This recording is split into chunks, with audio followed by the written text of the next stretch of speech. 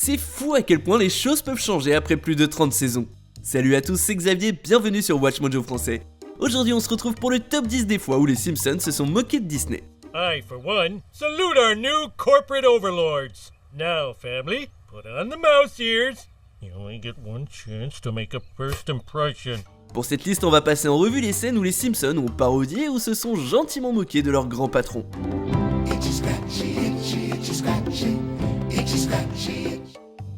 Numéro 10, l'acquisition de la 20th Century Fox. Homer fait son cinéma. Don't blame us, Dad. The celebrities are the ones who canned you. En VO, le titre de cet épisode de la saison 10 est When You Dish Upon a Star, qui parodie clairement la chanson de Disney When You Wish Upon a Star. Si l'épisode n'a rien à voir avec Pinocchio, il a prédit que les étoiles s'aligneraient un jour pour que Disney puisse acheter la société mère des Simpsons, la Fox. Grâce aux gags visuels, ils expriment que la 20th Century Fox est une division de Walt Disney Company. En même temps, on suppose qu'ils se moquaient de l'acquisition récente par Disney des chaînes ABC et ESPN. La blague est devenue encore plus pertinente près de 20 ans plus tard cependant, quand Disney a entamé des négociations pour racheter la Fox. Le contrat a abouti officiellement en mars 2019, ajoutant ainsi les Simpsons à la famille Disney. Sold! Howard, you've done it again. Numéro 9, droit d'auteur périmé, Lisa, la reine de beauté. Ce n'est pas un secret, Disney protège beaucoup ses propriétés. Si un produit a quelque chose d'un peu trop similaire à un de chez Disney, le procès n'est pas loin.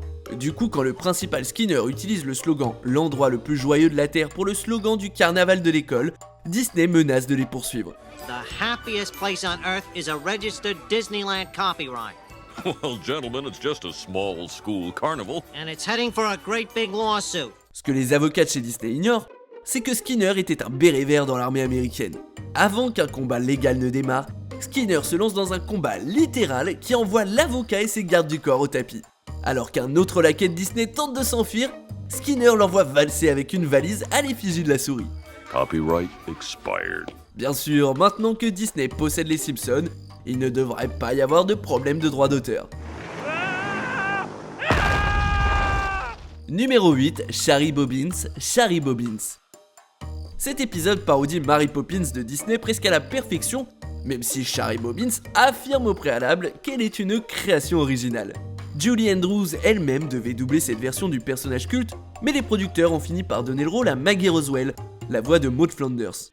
If you cut every corner, it is really not so bad. Everybody does it, even mom and dad. L'épisode donne un ton satirique aux chansons cultes de Sherman Brothers, comme petite annonce pour une nounou, un morceau de sucre et nourrir les petits oiseaux.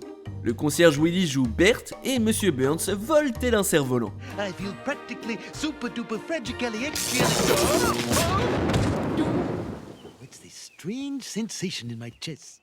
I think your heart's beating again. Ooh, that takes me back. Mais contrairement à la famille Banks, les Simpsons restent totalement dysfonctionnels et Shari se barre avec son parapluie. Do you think we'll ever see her again? I'm sure we will, honey. I'm sure we will. Vu la fin aussi drôle qu'affreuse du personnage, on ne reverra probablement pas Shari Bobbins de sitôt. Numéro 7, c'est ma veste, une portée qui rapporte.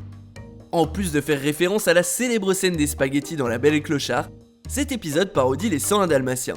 I'm sure he's plotting some brilliant scheme to get those puppies. There you go. There you go. You too.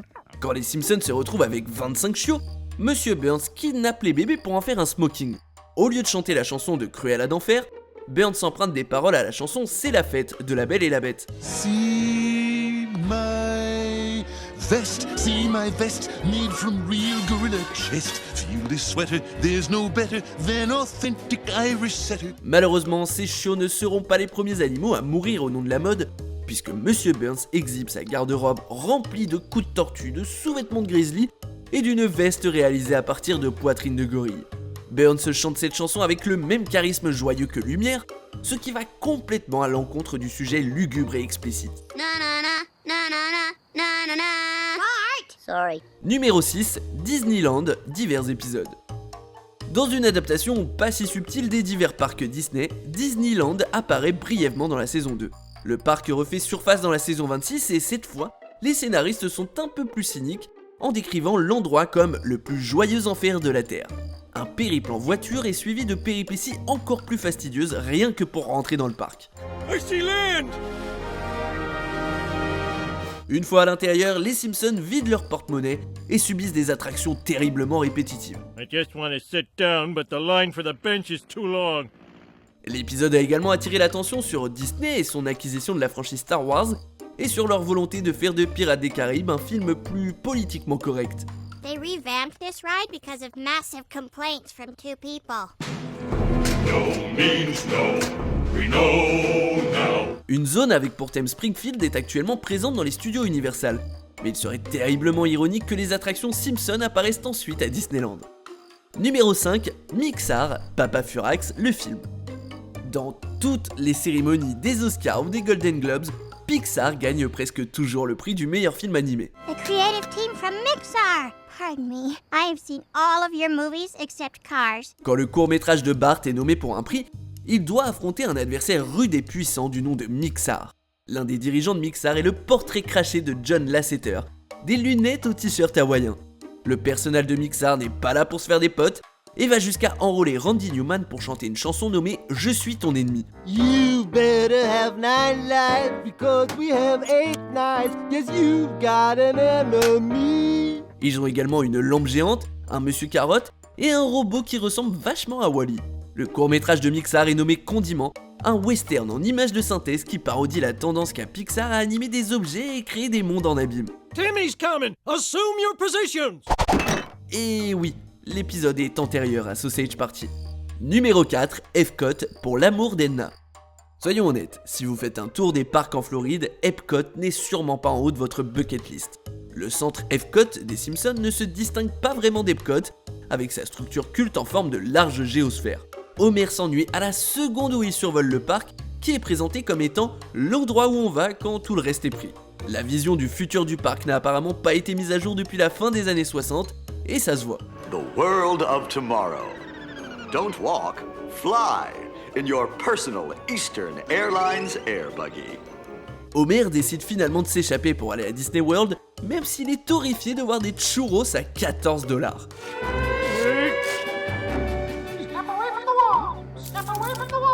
Malgré les coups que donne l'épisode à Epcot, les scénaristes ont admis que les parcs Disney ont des restaurants incroyables. Numéro 3, Itchy la souris chanceuse, le jour où la violence s'est éteinte. On sait tous qui est Walt Disney, mais peu de gens connaissent le co-créateur de Mickey, Ub Iwerks. That's the first Itchy cartoon ever made, and it was made by me, Chester J. Lampwood. Dans cet épisode, on apprend que Roger Meyers a volé le héros Itchy à un autre animateur en 1928, l'année où Mickey a fait ses débuts. Ça ne coïncide pas exactement avec le partenariat entre Disney et Iwerks, et les deux ont aidé à créer Mickey. Mais cela dit, on ne peut nier que le public associe Mickey avec Disney plus qu'avec Iwerks. Okay, maybe my dad did steal Itchy, but so what? Animation is built on plagiarism. Roger Meyers c'est clairement une parodie de Walt Disney, et ils vont même jusqu'à parler de cryogénie. I lost everything. I can't even keep my dad's head in the freaking cryogenic center anymore. Bien sûr, l'épisode pourrait aussi être vu comme une attaque envers Charles Mintz, un distributeur qui a pris le contrôle d'Oswald le lapin chanceux des mains de ses créateurs Disney et Iwerks. Numéro 2, l'histoire de Roger Meyers, Itchy et Scratchyland. We're now approaching our final destination, Itchy and Scratchyland, the amusement park of the future where nothing can possibly go wrong. Des vacances à Itchy et Scratchyland sont une véritable mine d'or pour les parodies, tel qu'un documentaire sur son fondateur fictif, Roger Meyers. Le documentaire montre Meyers comme une figure en apparence extraordinaire, qui a en fait quelques cadavres dans son placard. Tout comme Walt Disney a été accusé par certains d'être antisémite, Meyers a été exposé après avoir réalisé un dessin animé controversé appelé « Les surhommes nazis nous sont supérieurs ». La filmographie de Meyers inclut aussi une version ultra violente de l'apprenti sorcier nommée Scratchtasia. Now you be good, Pinocchio, and don't you lie.